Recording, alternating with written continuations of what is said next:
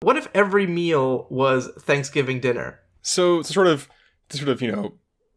go into like details on our plan for this, we said you can't just eat leftovers, you got to make it fresh every time. That's important because that's what Thanksgiving dinner, like obviously part of Thanksgiving is eating leftovers.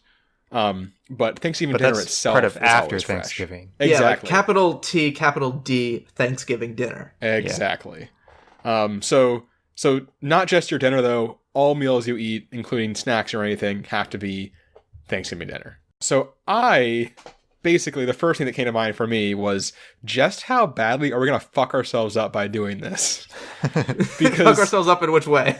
Right, exactly, yeah. What particular way are we going to die from doing this? So, and sort of like a good baseline idea of what we're looking at here.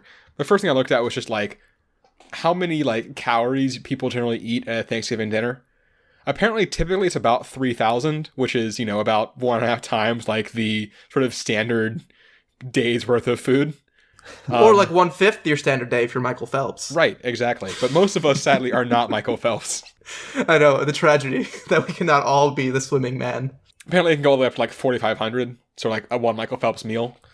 And obviously, those numbers aren't going to be just like straight slap down and go from there because people will, in theory, binge less, eat less. Jesus.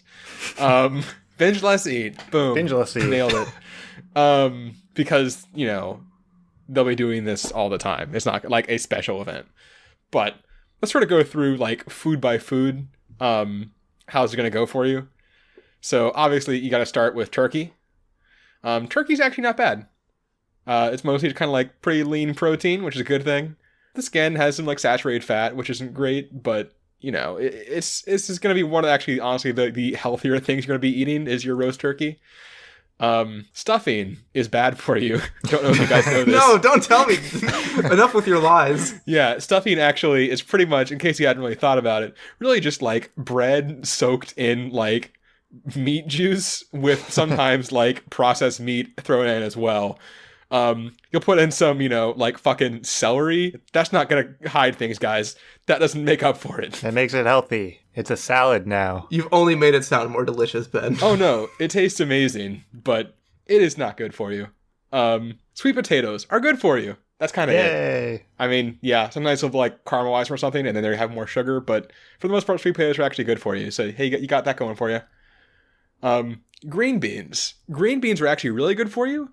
The problem that you hit is that generally at Thanksgiving, you don't just have green beans. It's green bean casserole. You have green bean casserole, which is, it's basically just green beans, but you dump a can of cream of mushroom soup into and top with like fried onions.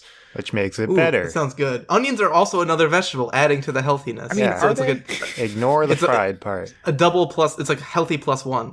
Yeah.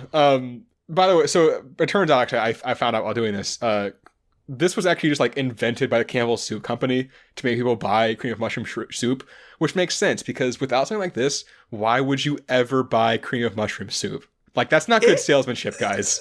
Cream of mushroom is not a good name. The Hallmark method of just inventing a holiday tradition and just being like, this is what people do. What are you talking about? Oh, yeah, definitely. Or, like, like Santa Claus. Boom. Done. I'm destroying all of your holiday traditions right now. This is great. One that I ran into, apparently... Okay, I'm going to have to ask guys on this. Is Brussels sprouts a part of your Thanksgivings? Yes, a big part. Brussels sprouts are delicious and amazing. Not usually for me, but I know they're like a Thanksgiving thing. So somehow I never like picked up... We don't really have them at Thanksgiving. I think just because none of us really like Brussels sprouts. I mean, I like them now, but when we were kids, obviously my sister and I didn't like them because we were children. And apparently it is a big Thanksgiving thing. And I just completely missed this, apparently, for all these, all these years. So Brussels sprouts do add an interesting dynamic to the Thanksgiving meal. Yeah. I don't know what what you call these types of food scientifically, but it makes you fart a lot. Yes, this is true. It's in that category. This is actually this is because they are very fibrous, which is going to be important because not many of the things we're eating today are. Which we'll come back to later. Yeah. So always in my family, we have we make some mean Brussels sprouts. There you go. My dad and my uncle make some mean farts. There you go. And it gets pretty stinky in a hurry. But yeah, Brussels sprouts are very healthy, except that generally when you eat them on Thanksgiving, you cover them in like bacon or something, which is less healthy. But once again, we're not getting a whole lot in the way of green vegetables. You still get the Brussels sprouts. Exactly, yeah. There's a limit to it, but yeah. Mashed potatoes. Not healthy.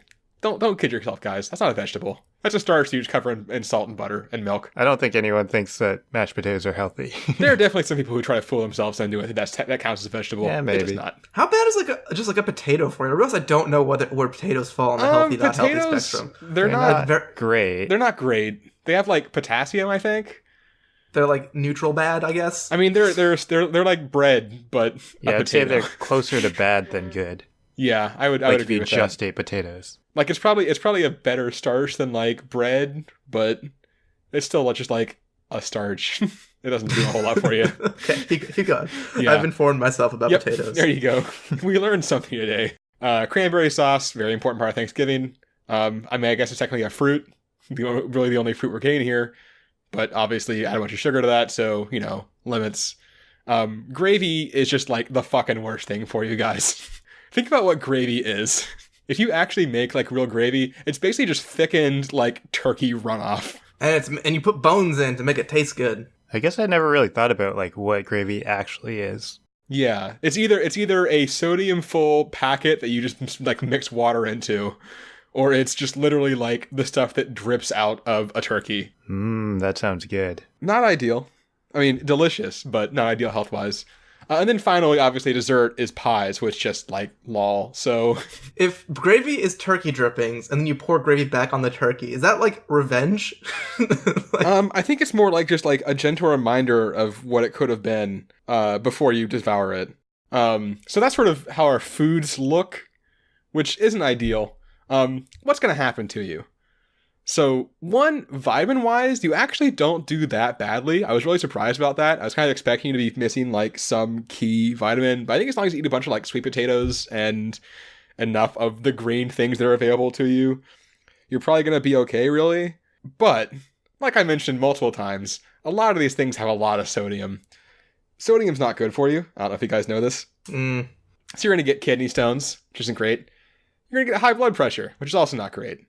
A lot of these things also have a lot of saturated fat, which also leads to heart disease, which is probably not ideal with also that high blood pressure you got going on there. Then also, a lot of sugar between the pie and the cranberry sauce and everything, so diabetes is kind of a risk. And then also, as we mentioned, really the only places you're getting fiber are, I guess, like the green beans and the Brussels sprouts.